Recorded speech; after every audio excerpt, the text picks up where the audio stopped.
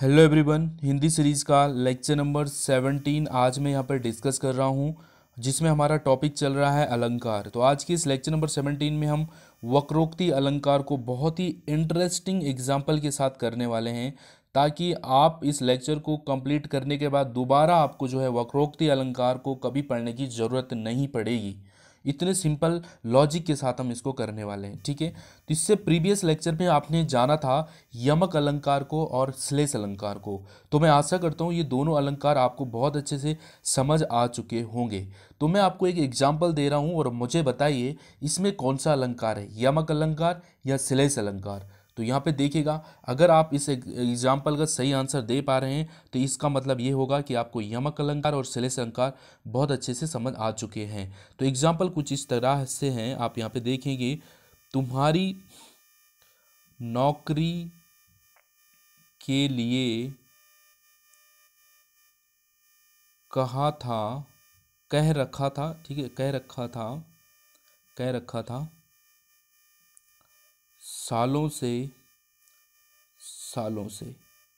बताइए इसमें कौन सा अलंकार है। ऑप्शन दो ही है, श्लेष अलंकार या फिर यमक अलंकार। तो बताइए इसमें कौन सा अलंकार है। तुम्हारी नौकरी के लिए कह रखा था सालों से। अब आप यहाँ पे देखेंगे ये शब्द दो बार रिपीट हो रहा है और दोनों बार इसका जो अर्थ अलग अलग आ रहा होगा। तो यमक अलंकार की अगर मैं परिभाषा आपको बताऊं तो क्या है, जहाँ पर एक शब्द एक से अधिक बार आए और हर बार उसका अर्थ अलग अलग हो। तो यहाँ पे आप देखेंगे तुम्हारी नौकरी के लिए कह रखा था सालों से। यहाँ पे सालों का मतलब है वर्ष, ईयर्स की बात हो रही है। यहाँ पे कई सालों से कह रखा था और यहाँ पे बात हो रही है सालों, यानी कि पत्नी के भाई जो साले साहब होते हैं ना, उनकी बात हो रही है यहाँ पे सालों से। तो इस तरीके से यहाँ पे दो बार प्रयोग हो रखा और दोनों बार इसका अर्थ अलग अलग है। तो ये हो जाएगा हमारा यमक अलंकार, ठीक है। प्रीवियस लेक्चर में आपने अच्छे से समझा होगा, बहुत सारे एग्जाम्पल के साथ हमने इसको करा था, ठीक है। अब आते हैं हम श्लेष अलंकार। श्लेष अलंकार क्या था। श्लेष अलंकार ये था जहाँ पे एक ही शब्द जो है उससे बहुत सारे अर्थ चिपके हुए हो। जैसे हमने ये एग्जाम्पल करा था, रहीमन पानी राखिए बिन पानी सब सून, पानी गए न उबरे मोती मानुष चून। तो यहाँ पे आपने देखा होगा पानी, जो मोती की चमक है, वो पानी को यहाँ पे जो है पानी का जो अर्थ है यहाँ पे वो मोती की चमक से है।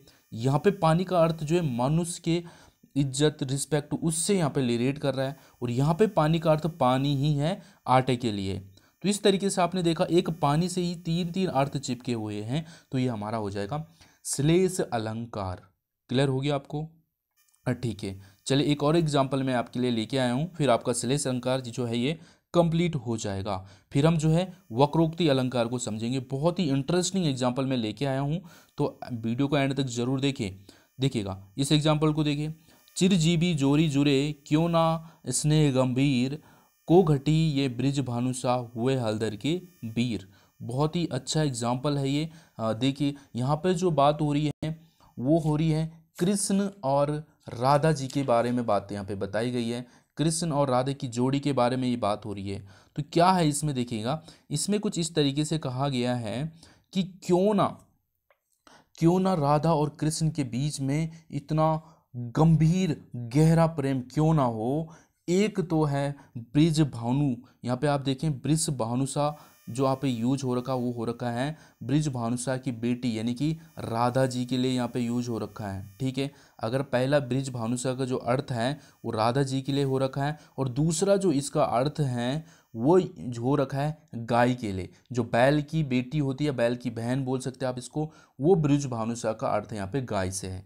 तो एक अर्थ इसका हो रहा है क्या, राधा से, और एक अर्थ इसका हो रहा है गाय से। और यहाँ पे वो है हलदर के वीर। यहाँ पे हलदर का वीर का मतलब यहाँ पे कौन है, बलराम की बात हो रही है। मतलब एक कौन है, बलराम का भाई है, यानी किसकी बात हो रही है, कृष्ण भगवान की बात हो रही है, कृष्ण जी की बात हो रही है। और दूसरा हलदर की बात किसके लिए हो रही है, बैल की बात हो रही है, जो हलदर जो खेत में जुताई करने वाला बैल है उस बैल की बात हो रही है। तो अब आपको यहाँ से क्या क्लियर मिला, एक ही शब्द से दो अर्थ चिपके हुए हैं। ब्रिज भानुसा के दो अर्थ आपको देखने को मिल रहे हैं, एक तो गाय की बात हो रही है और एक राधा की बात हो रही है। और हलधर से यहाँ पे आपको एक कृष्ण मतलब बलराम के भाई यानी कि कृष्ण की बात हो रही है, और एक हलधर जो हल जोतने वाला जो आपका बैल है उसकी बात हो रही है। तो इसलिए बताया कि क्यों ना इसमें इनमें आपस में प्रेम हो, जैसे राधा कृष्ण का प्रेम जैसे गाय और बैल का यहाँ पे बताने की कोशिश की गई है।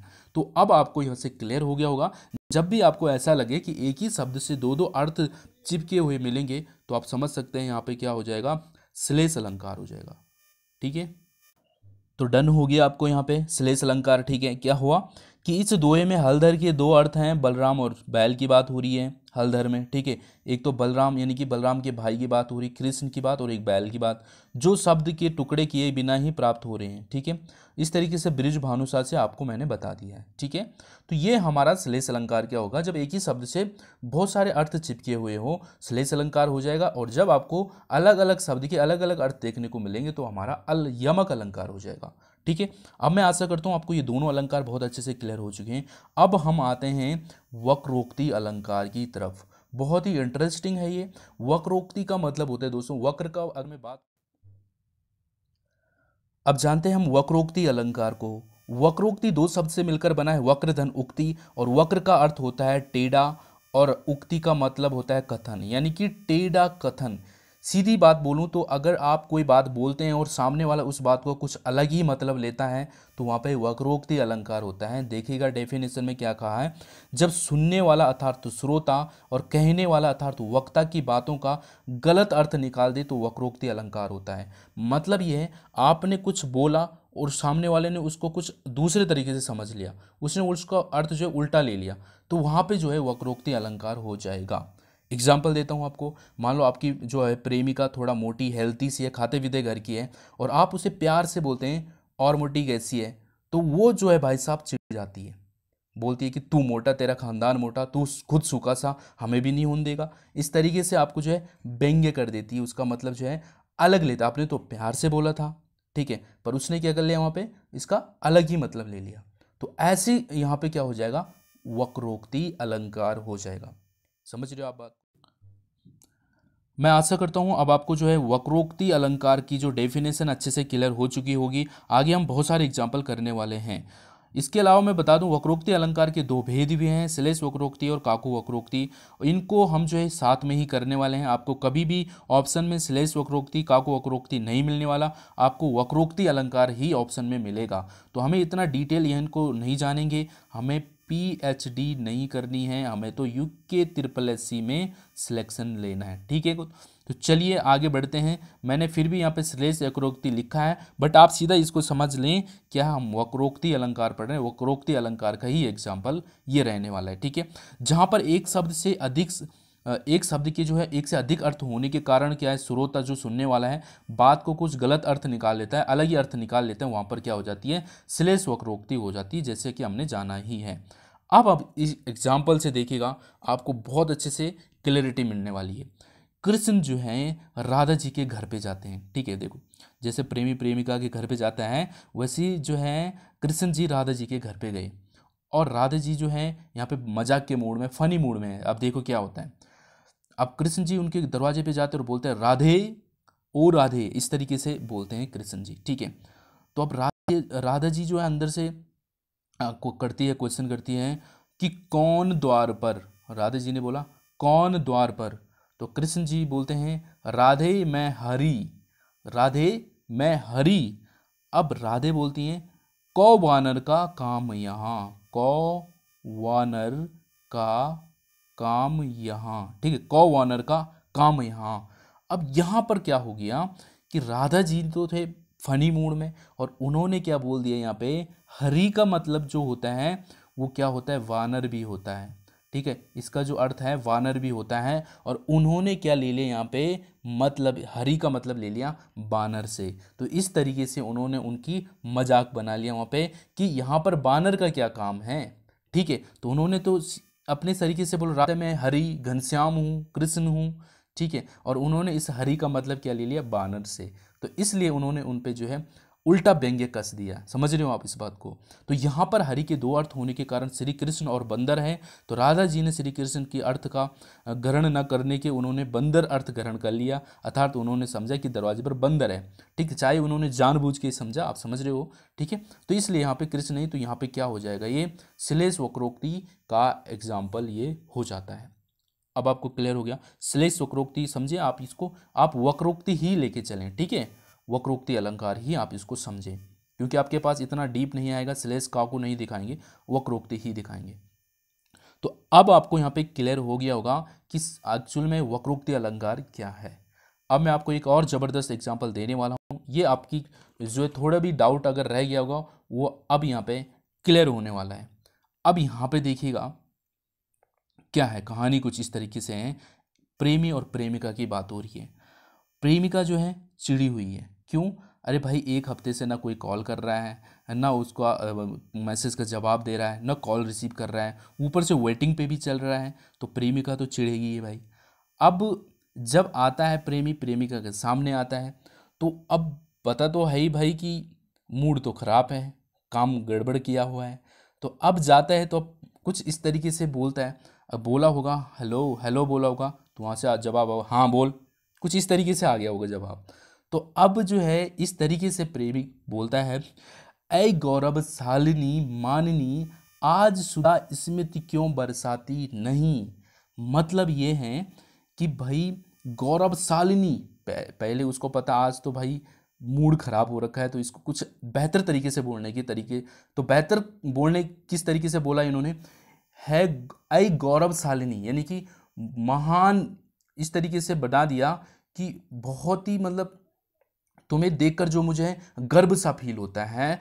और माननी मतलब बहुत पोलाइट जो बोलती हैं, जिसकी आवाज़ है धुन होती है बहुत पोलाइटली होती है, जैसे कि लता मंगेशकर की, लता जो मंगेशकर जो हैं उनके बाद जो है यही रहने वाली है, कुछ इस तरीके से मतलब बोलने की कोशिश करता है, बहुत बड़ा चढ़ा के, मतलब बहुत, ताकि उसको पता है कि गुस्से में है तो कुछ अच्छा बोलना ही पड़ेगा। तो इस तरीके से बोल रहा है प्रेमी कि ए गौरवशालिनी माननी, आज सुधा स्मित क्यों बरसाती नहीं।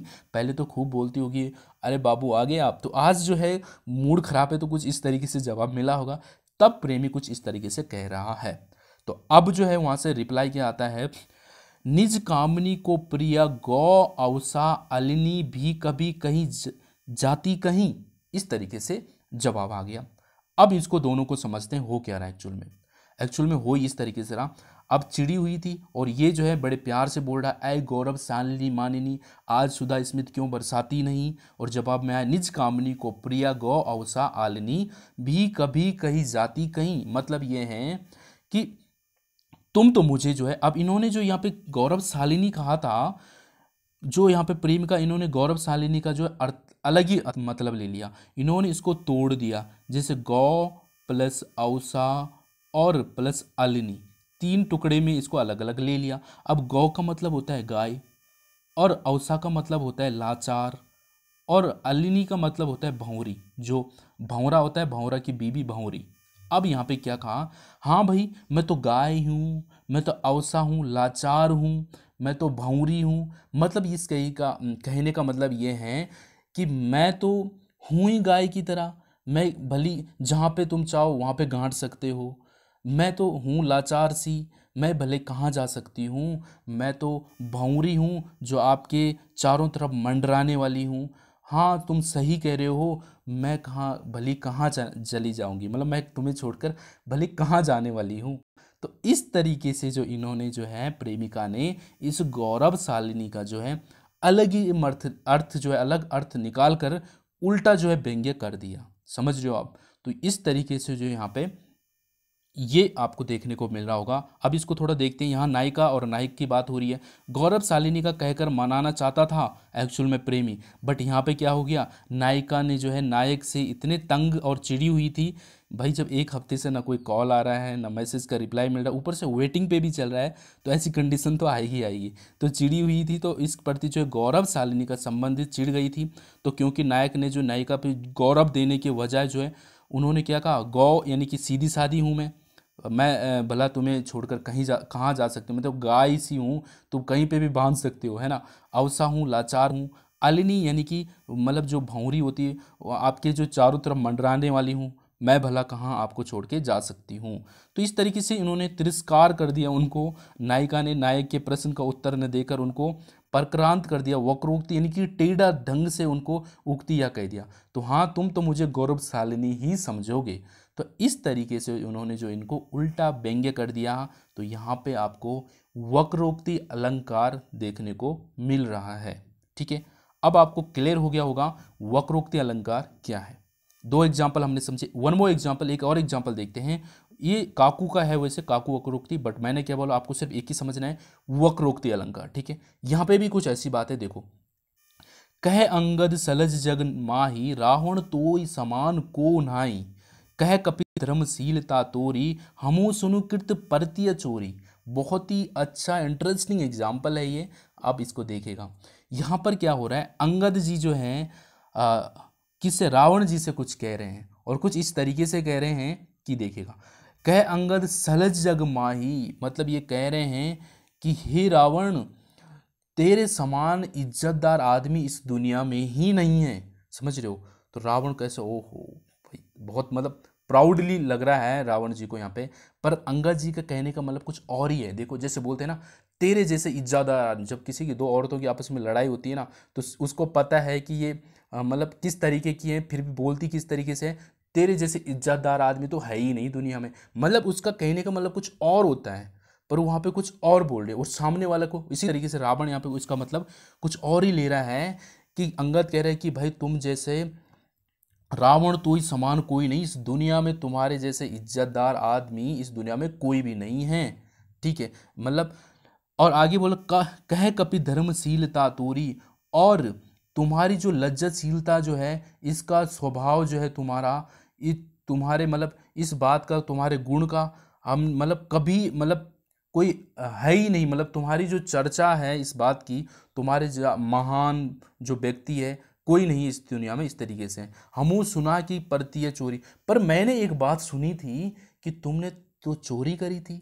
अब कौन सी चोरी करी, आप सभी जानते हैं कि सीता माँ को चुराया था इन्होंने, और तुम्हारी इस चोरी को किसी को मतलब आपने बड़ी अपनी चालाकी से आपकी मतलब बड़ाई करते हुए वो उनकी बेइज्जती मार रहा है, ये यहाँ पे कहने की बात हो रही है। समझ रहे हो आप इस एग्जाम्पल को।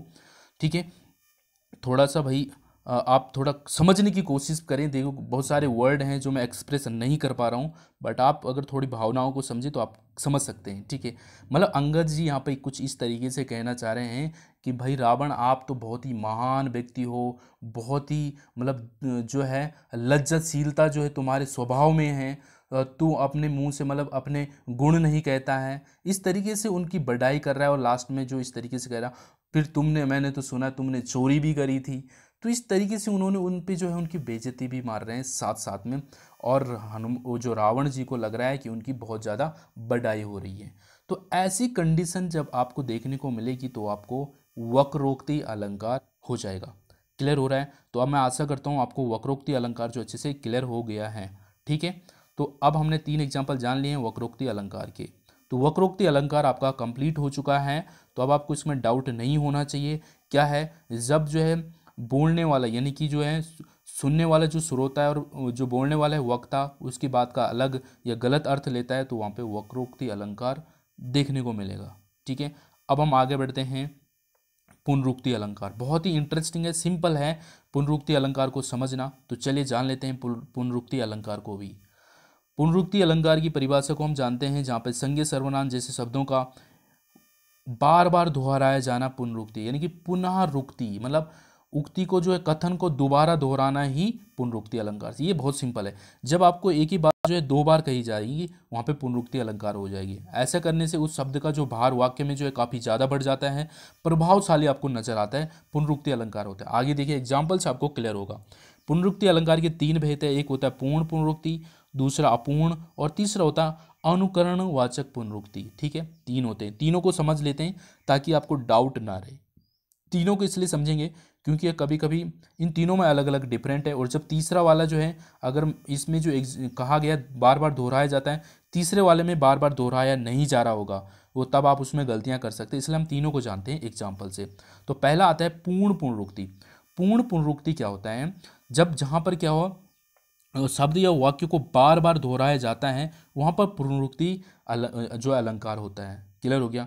जहाँ पर क्या हो, बार बार दोहरा, क्यों, काफ़ी ज़्यादा बढ़ जाता, इससे जो है प्रभावशाली नजर आता है। देखो क्या है, एग्जाम्पल से देखो, बातें तो तुम्हारी बड़ी ऊंची ऊंची ऊंची ऊंची थी, यहाँ पे क्या आ रहा है, रिपीट हो रहा है ना, दोहराया जा रहा है, तो पूर्ण पुनरुक्ति। हम दोनों ने रास्ता हंसते हंसते काट लिया, हंसते हंसते, पूर्ण पुनरुक्ति। पढ़ते पढ़ते मैं अक्सर सो जाया करता हूँ, तो पढ़ते पढ़ते, पूर्ण पुनरुक्ति। जाते जाते वो ये भी ले गया, तो जाते जाते, पूर्ण पुनरुक्ति। लिखते लिखते अक्सर उंगलियां दर्द होने लगती हैं, लिखते लिखते, पूर्ण पुनरुक्ति। जहाँ भी चलना, साथ साथ चलना, क्या हो जाएगा, पूर्ण पुनरुक्ति। अब मैं आशा करता हूँ कि आपको पूर्ण पुनरुक्ति के एग्जाम्पल से क्लैरिटी मिल गई होगी। अपूर्ण पुनरुक्ति क्या होती है? अपूर्ण पुनरुक्ति के दौरान जो शब्दों को दोहराए तो जाता है, लेकिन वे समान शब्द नहीं होते हैं। देखिएगा, अपूर्ण में आप कंफ्यूज ना हो, ठीक है। तो देखिए यहाँ पे एग्जाम्पल में देखिए, अच्छा ठीक है, उदाहरण के तौर पर जो, जैसे मैं उसके घर के आसपास ही रहता हूँ, तो देखा जा सकता है इसमें जो है प्रयोग में किया गया आसपास अपूर्ण पुनरुक्ति का उदाहरण है, ठीक है। मतलब यहाँ पे सेम शब्द नहीं होंगे, पर वो जो है आपस में ही होंगे, जैसे आस पास, दिन रात, ऐसे शब्द आपको मिलेंगे, तो अपूर्ण पुनरुक्ति के होंगे। एग्जाम्पल के लिए देखें, अरे किसी तरह तो बीज बजाओ कराया करो, बीज बजाओ, यहाँ पे देखो बचाओ, ठीक है। सांझ सवेरे उसका चेहरा नजर आ ही जाता है, सांझ सवेरे, ठीक है। तो ये आपको देखने को मुझे नदी के आर पार दिखता है।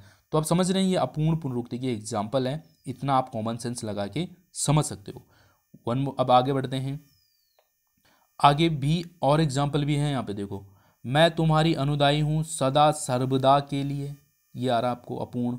माइक वहीं खड़ा था लेकिन जोसेफ इधर उधर ताकता रहा, इधर उधर, समझ रहे हो, जैसे तैसे पैसा का इंतजाम करके श्याम अपने गांव चला गया, जैसे तैसे, ठीक है। इस तरीके से आप सड़क पर चलते हुए दाएं बाएं का भी ध्यान रखा करो, तो दाएं बाएं, ये हो जाएगा अपूर्ण पुनरुक्ति का एग्जाम्पल। अब आता है अनुकरणवाचक पुनरुक्ति। अनुकरणवाचक पुनरुक्ति क्या होते हैं? देखो, वह शब्द जो किसी खास प्रकार की ध्वनि को दर्शाने के लिए पुनरुक्त किए जाते हैं, अनुकरणवाचक पुनरुक्ति शब्द कहलाते हैं। ये क्या है? जो एक खास प्रकार की ध्वनि देने के लिए, ठीक है। देखो क्या है इसमें एग्जाम्पल में, देखो, दिन भर बच्चों ने मेरे कान में भन भन किया, समझ रहे हो, तो यहाँ पे जो भन भन है ना, ये अनुकरणवाचक हो जाएगा। धड़ाधड़ काट दीजिए, तो धड़ाधड़। फटाफट चलें और चले आओ जाओ वरना डांट पड़ेगी, तो फटाफट। तो ये आपके अनुकरणवाचक पुनरुक्ति के एग्जाम्पल हो जाएंगे।